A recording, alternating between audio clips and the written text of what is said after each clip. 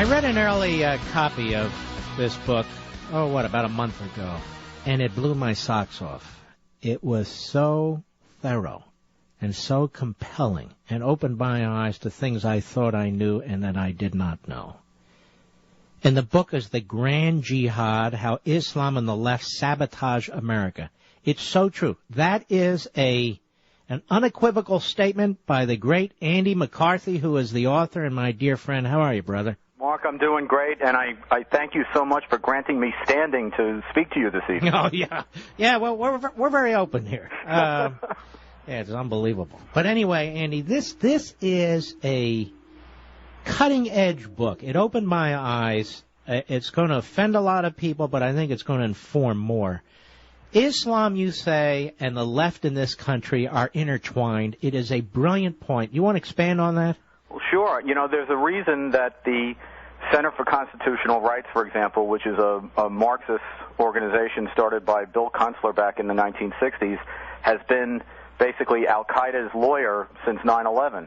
There's a reason why the American Civil Liberties Union, which has really become a major leftist organization, notwithstanding what its early beginnings were about, there's a reason why the ACLU partners with the Council on American Islamic Relations, which is an Islamist activist organization, and that they partner on things of which the agenda is basically to undermine the ability of the United States to conduct its national defense. And the reason for it is that despite what you think you've heard over the last couple of decades, and actually what people have heard, there is a lot of common ground between Islam and the left. And when I'm talking about Islam, I'm talking about basically Islamist ideology, Muslim Brotherhood ideology. And to boil it down, Mark, there are a couple of things that they agree with in a major way, and these things are much more important than the smaller details where they part company.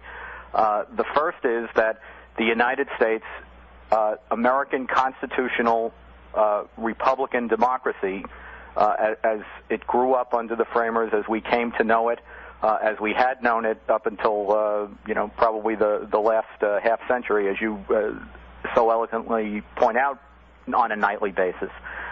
American constitutional democracy is the biggest obstacle to their aspirations for the society that they want to see, whether it's the Islamist vision of a Sharia society or the leftist vision of a leftist utopia.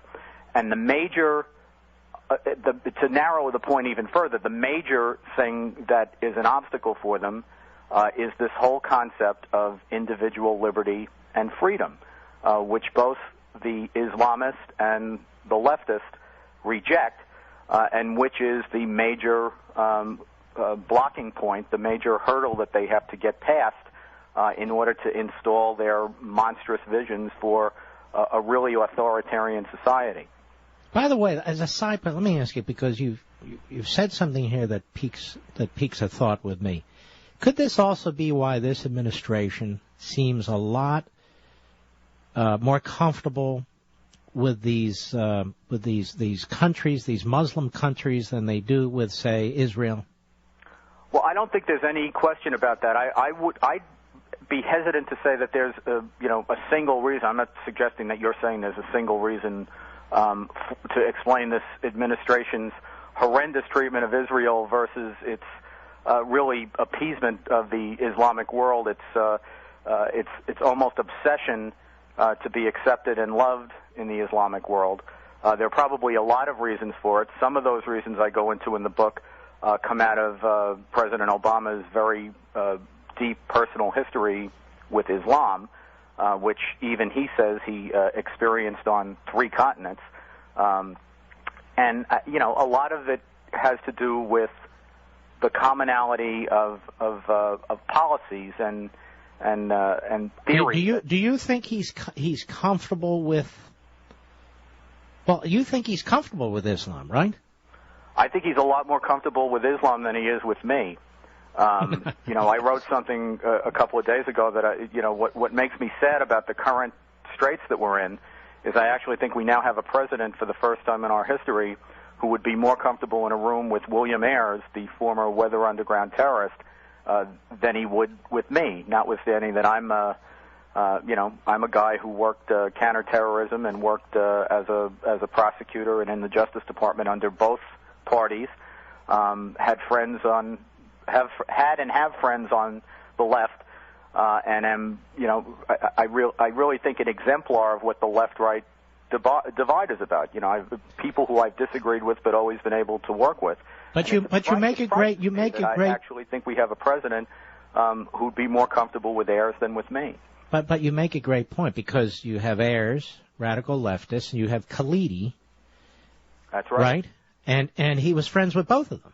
Yes. Khalidi was someone that, from what we know on the record, which of course they put a good deal of energy into making the record difficult to follow. But Rashid Khalidi, who was formerly tied to the PLO, he denies, as I understand it, that he was ever a formal member of the PLO, but there's a lot of evidence to the contrary. He was certainly an apologist for the master terrorist Yasser Arafat, and he was a close friend of Obama's in Chicago.